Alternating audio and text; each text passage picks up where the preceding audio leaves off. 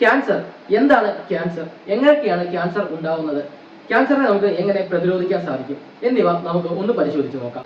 ശരീരത്തിൽ ഉണ്ടാവുന്ന അനിയന്ത്രിതമായ കോശ വളർച്ചയാണ് ക്യാൻസർ എന്ന് പറയുന്നത്. ബേക്കൺ, സോസേജ് തുടങ്ങിയ സംസ്കരിച്ച മാംസങ്ങളിൽ കൂടുതലായും അഡിറ്റീവ്സുകൾ, പ്രിസർവേറ്റീവ്സുകൾ, സോഡിയം എന്നിവ കാണപ്പെടുന്നു. ഇത് വൻകുടൽ ക്യാൻസറിന് കാരണമാകുന്നു.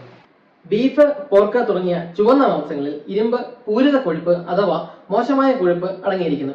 ഇതും വൻകുടൽ ക്യാൻസറിന് കാരണമാകുന്നു.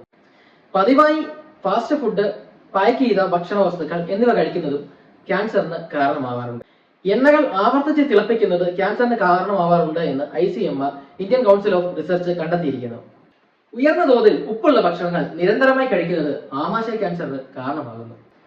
ഉയർന്ന തോതിൽ പഞ്ചസാരയുടെ അളവുള്ള ഭക്ഷണങ്ങൾ നിരന്തരമായി കഴിക്കുന്നത് സ്തന അർബുദം, പാൻക്രിയാറ്റിക് അർബുദം, വൻകുടൽ ക്യാൻസർ എന്നിവയ്ക്ക് കാരണമാകുന്നു.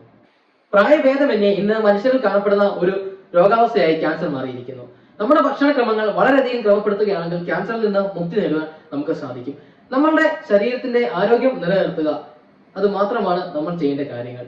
ഈ വീഡിയോ നിങ്ങൾക്ക് ഇഷ്ടമായെങ്കിൽ ഷെയർ ചെയ്യുക, സബ്സ്ക്രൈബ് ചെയ്യുക, പേജ് ഫോളോ ചെയ്യുക. Thank you.